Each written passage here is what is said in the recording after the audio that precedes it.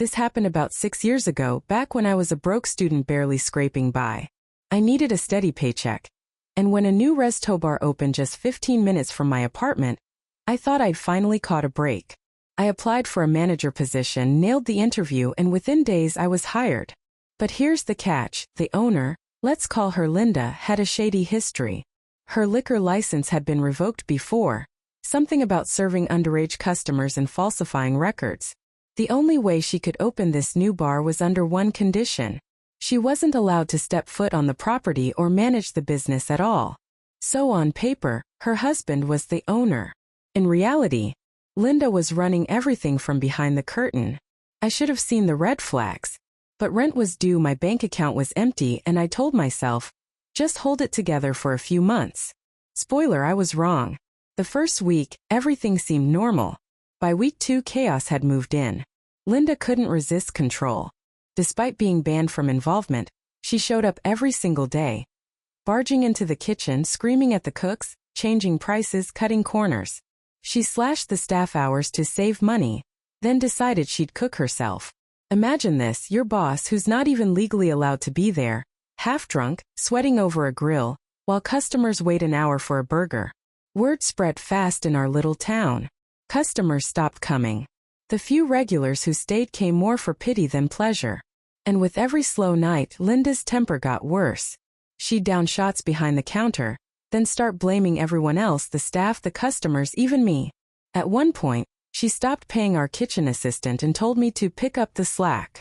I was managing, bartending, waiting tables, all while pretending we weren't breaking a dozen laws. Every time she screamed at me, I'd think, I just need this job a little longer. Just a little longer. But deep down, I knew I was working in a sinking ship. Then came that night.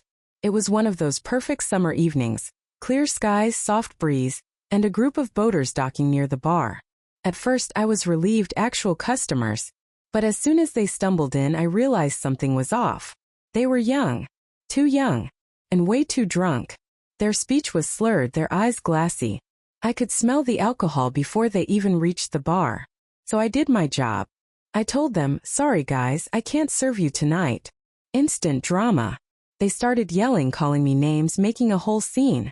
Linda's husband came out from the kitchen, wiping his hands with a towel. What's going on? He asked. I explained calmly. They're underage and intoxicated.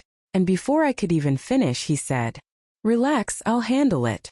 Then he took their order and poured them drinks right in front of me. I remember standing there, stunned, watching my authority get shredded for the sake of a few dollars. That's when I knew. This wasn't just a bad job. This was a disaster waiting to happen. The next day, Linda called me into her office. Her tone was syrupy sweet, the kind of fake nice that always means trouble. Hey Sarah, she said, leaning back in her chair. We've got a problem. She claimed $50 were missing from the till. First, I thought she was joking. I told her, Linda, the camera's right above the register. Check the footage. Her face hardened. She didn't even blink. Doesn't matter, she said. I can't have someone I can't trust. And just like that, I was fired. No evidence. No conversation. Just a lie. I walked out of that bar shaking. A mix of humiliation, fury, and heartbreak. She hadn't just taken my job. She'd taken my dignity. That night, I sat in my tiny apartment, staring at my phone. Every fiber in me wanted to scream, to tell the world what she'd done. But then it hit me. Linda wasn't just a bad boss. She was breaking the law. Remember that condition about her liquor license? The one that said she couldn't manage or even be present on site. Well, she'd been there every single day. And by firing me, the only legally registered manager, she had officially broken the very rule that kept her business alive. So I opened my laptop, took a deep breath, and wrote the most detailed email of my life to the Liquor Control Board.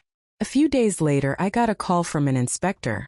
He thanked me for the information, asked for details, and met me in person. I told him everything, from the underage boaters to the illegal management. He nodded silently, taking notes. Then he said just one line that gave me chills. Don't worry.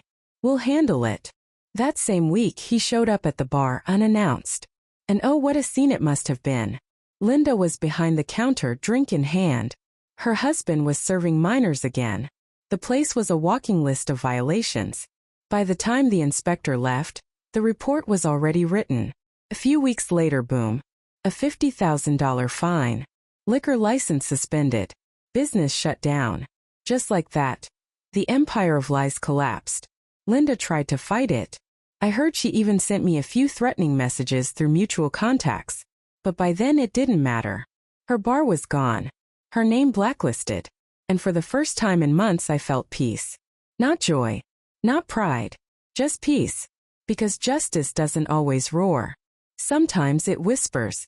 In the sound of a business going dark after years of corruption. Looking back, I'm glad I didn't scream or fight. Or try to get even the messy way. I used the truth. And it was louder than any lie they could tell. So tell me, if you were in my shoes, would you have done the same? Or would you have just walked away? Drop your thoughts in the comments. I read every single one. And if this story gave you chills, hit that like button, subscribe, and get ready for more real-life revenge that proves karma never misses.